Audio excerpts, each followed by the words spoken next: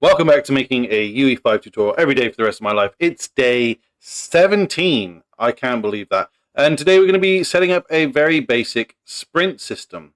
So let's get down to it. Let's not waste any time. First things first, we want to go into our content. We're going to input, we're going to go to actions, and we're going to create a new input, which we'll just call IA_sprint.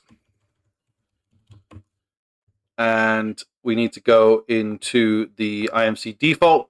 We need to add a new mapping, and we need to add that sprint one we've just created, which is be this one. There's already one created, interestingly. Oh, I've just made a mistake there. What have I just done? Oh, I think because it was how it was, I thought I was setting it to my E key there for a second. We're going to set this to our left shift, but you can set yours to whatever button you'd like. And in here, we should now be able to access IA Sprint, like so. And what we're going to do is we're going to go into our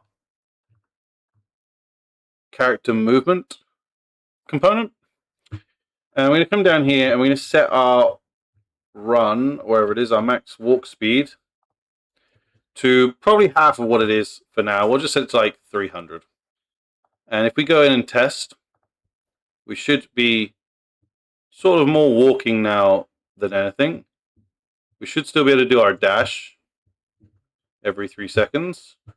But for the most part, we are walking. I'd probably make that a little bit slower, if I'm honest. It still feels a little bit fast. I'm going to set that to like more like 200.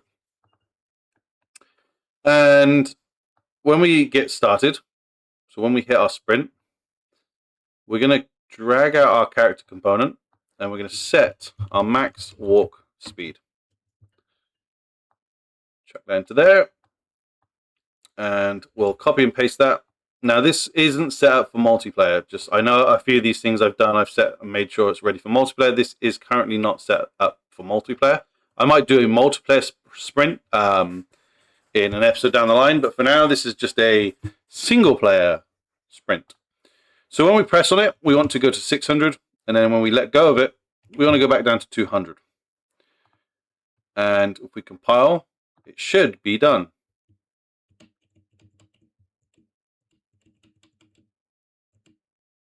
So it's not working from that, I think, because I've got the wrong input action sprint. There's two of them. So I need to make sure I get the right one. I'm not exactly sure why there's two of them, but, you know, whatever. And also I just realized we should be going off of the triggered, not the started. But let's try it again. There we go. And when we're running, if I let go, we go back to walking. And if I hold the shift down, we go back to running again. And it's really as simple as that. Easy peasy for single player. It does not take much to get running going. You literally just press the button and we're just changing between those two variables.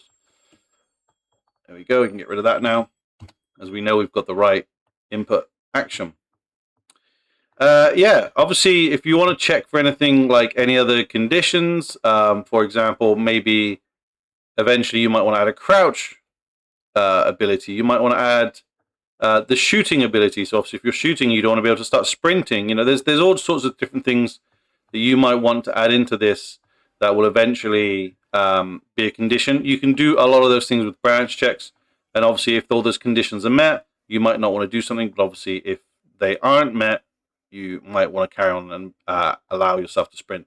But this is very basic, obviously, for a game that has nothing else built into it. Like, this is a very fresh project.